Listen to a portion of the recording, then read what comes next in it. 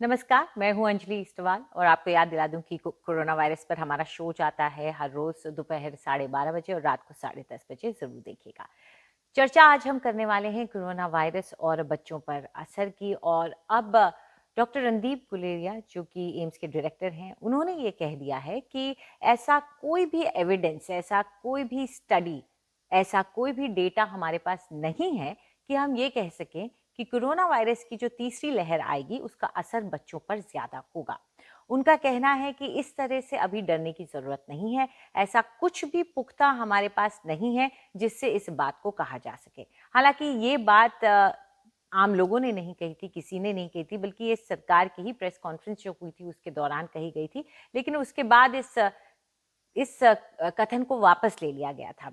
लेकिन तब तक लोगों के बीच में ये बात काफ़ी फैल गई थी। पूरी मीडिया ने उठाई थी, माता-पिता भी चिंता में पड़ गए थे, एक्सपर्ट्स ने भी इस बात को उठाया था। तो उसके बाद से लगातार ये चिंता, ये चर्चा बढ़ती ही जा रही थी कि तीसरी वेव अगर आती है तो उसका कितना ज़्यादा खतरा हमारे बच्चों को हो सकता है। और उसका नतीजा ये हुआ था कि हमने देखा कि महाराष्ट्र में जो कोविड टास्क फोर्स है उसने खास तौर पे आईसीयू बनाने शुरू किए जो बच्चों के लिए ही हैं।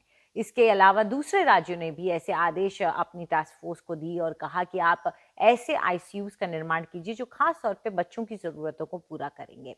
सब ये सोचने लगे कि हम तीसरी वेव के आने से पहले किस तरीके से अपने बच्चों को सुरक्षित करें।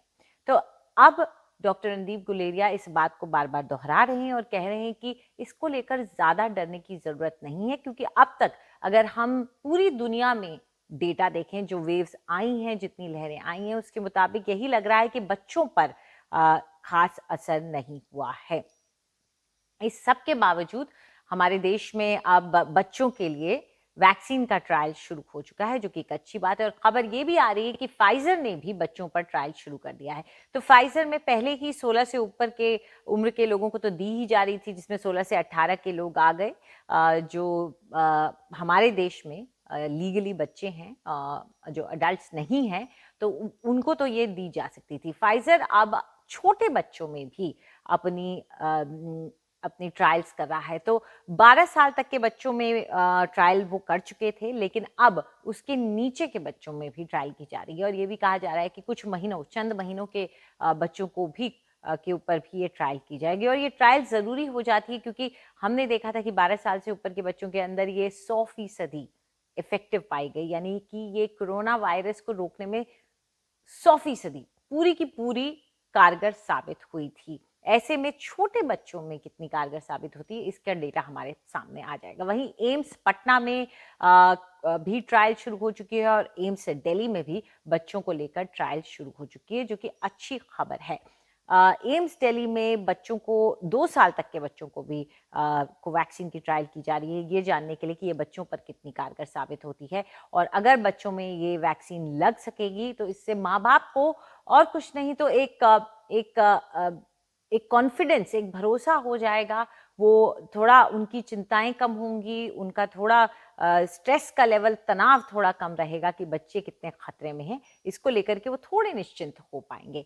इसलिए ये ज़रूरी हो जाता है कि ये जो सारी ट्रायल्स हो रही हैं वो हों। और जल्द से जल्द उम्मीद ये कर सकते हैं 3-4 महीने में इसका रिजल्ट्स आने शुरू हो जाएंगे। उसके बाद बच्चों में भी ये टीके, अगर सरकार कहती है, तो लगाए जाएंगे। तो ये जब रिजल्ट्स आते हैं उसके बाद सरकार और एक्सपर्ट्स का जो ग्रुप है वो सब मिलकर के ये तय करेंगे कि क्या बच्चे ऐसा सब ग्रुप हैं, क्या बच्चे उस ग्रुप में आते हैं जिनको खतरा है या नहीं। और उसके हिसाब से ही ये डिसीजन लिया जाएगा कि उनको ये वैक्सीनेशन दी जाए या नहीं। क्योंकि वैक्सीनेशन आपके पास तैयार रहे ये बहुत ज़रूरी है, लेकिन उन्हें दिया जाना है कि नहीं बच्चों को, ये फैसला सरकार अपने विवेक का इस्तेमाल करके ही लेगी। और उम्मीद करते हैं कि ये जो सभी ट्रायल्स चल रही हैं ये सब सक्सेसफुल रहें, सफल रहें और जल्दी ही हमारे पास कम से कम ऑप्शंस तो आ ही जाएं बच्चों को टीका लगाने के लिए। तब तक माता पिता चिंता न करें। हमारे टॉप एक्सपर्ट्स ने कह दिया है कि बच्चों को कोई खास ज्यादा खतरा नहीं है, क्योंकि पिछली जो वेव रही है, यानी कि दूसरे नंबर की लहर, उसमें 60 से 70% बच्चे जो बीमार पड़े, जिन पर असर हुआ और अस्पतालों तक पहुंचे, वो दरअसल उनके अंदर कोमॉर्बिडिटीज थी, उन्हें दूसरी बीमारियां थी, तो इसलिए ये चिंता नहीं करने की जरूरत है। नमस्ते।